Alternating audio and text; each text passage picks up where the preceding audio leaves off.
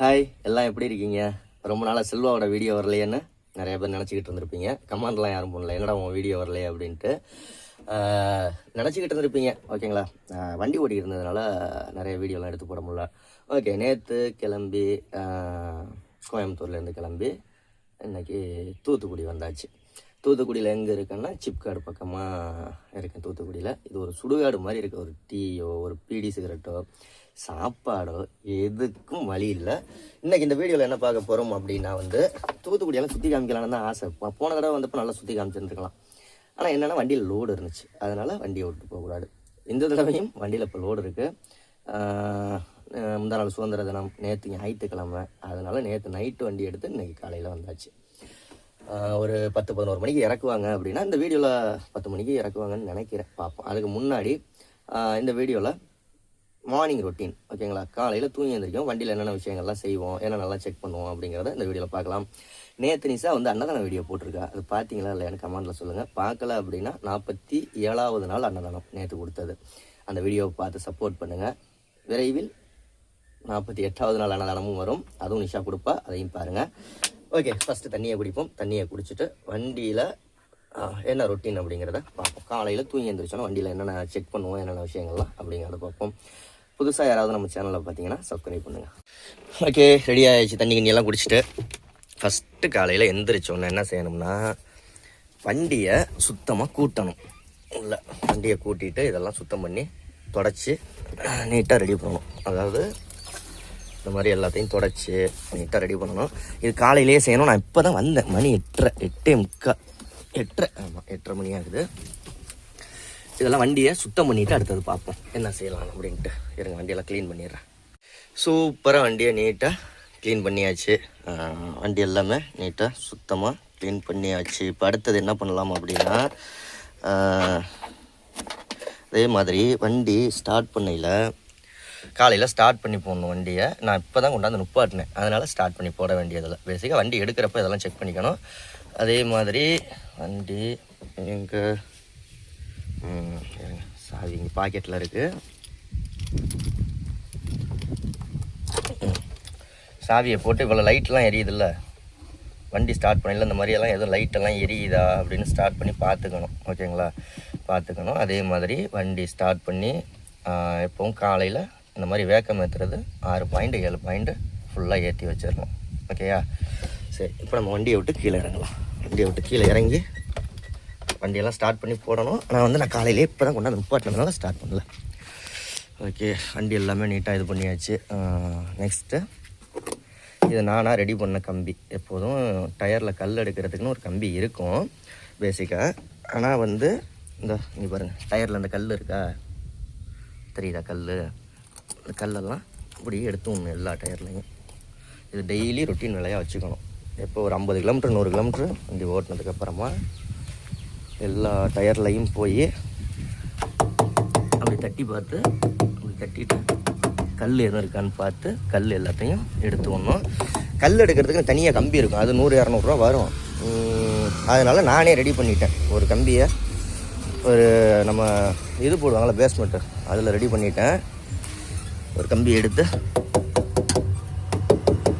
Okay, டயர்லாம் பர்ஃபெக்டாக இருக்குது.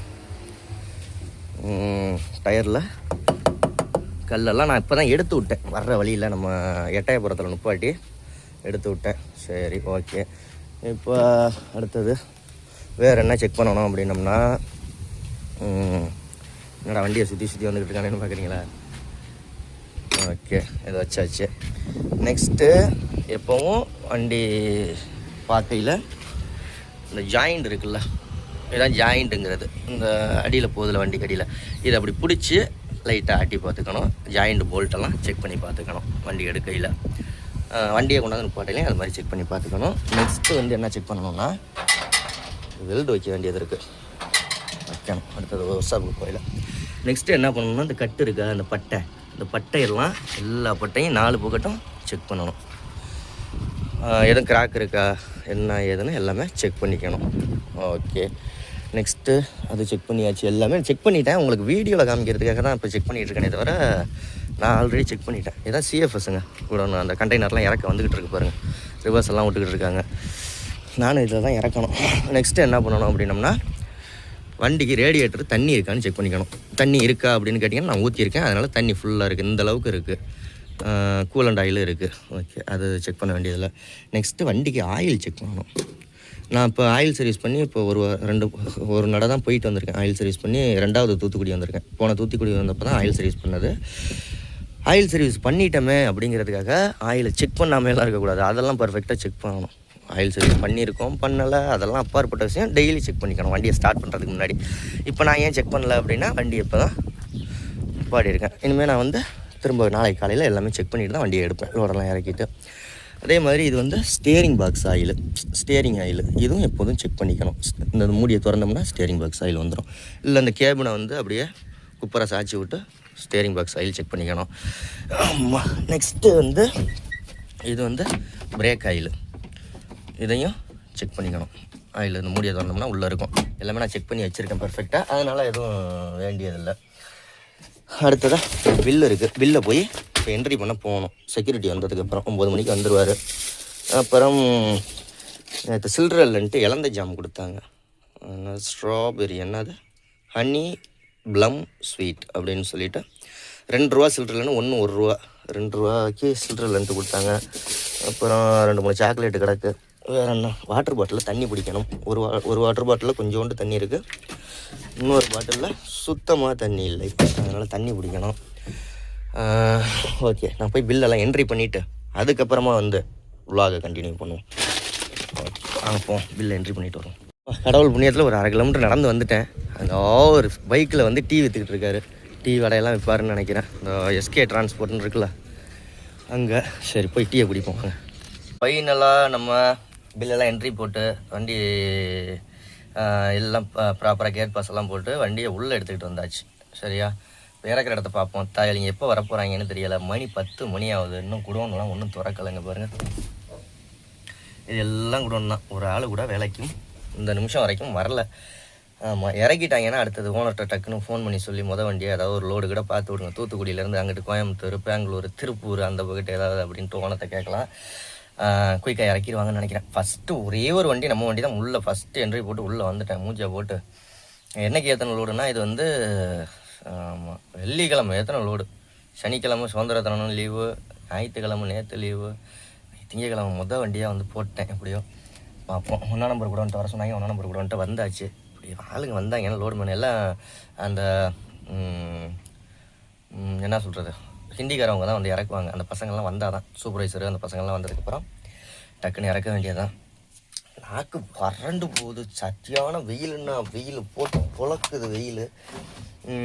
சரி, பார்ப்போம், இறக்கிட்டு பார்ப்போம். அதான் குடோன். நீங்கள் இறக்குற குடோன்லாம் பார்த்துருக்க மாட்டீங்கல்ல. தூத்துக்குடியில் தான் அந்த மாதிரி குடோனாக இருக்கும். அங்கங்கே தூத்துக்குடி ஃபுல்லாகவே இருக்கும். எல்லாம் ஹார்பருக்கு போகிறது. இங்கே இறக்கிட்டோம்னா இதை ஏற்றிட்டு போய் பெரிய கண்டெய்னரில் ஏற்றி அந்த கண்டெய்னரை கொண்டு போய் அங்கே இறக்கி ஹார்பரில் அங்கேருந்து உள்ள கப்பலில் ஏற்றிட்டு போவாங்க. அதுதான் லோடு. சரி, பார்ப்போம். 12 மணிக்கு மேலே தான் வருவாங்களாம். செத்து சுண்ணாம்பாய் வெயிலில் படுத்து கிடக்க வேண்டியதான், உட்கார வேண்டியதான், வேறு வழி இல்லை. நைட்லாம் கண்ணு முழிச்சது, கண்ணெல்லாம் எரியுது தக்கன்னு. இந்த வீடியோ இதோட முடிச்சுக்கலாம். அடுத்த வீடியோவில் பார்க்கலாம். ரொம்ப நன்றி. சப்போர்ட் பண்ணுங்கள். பாய்.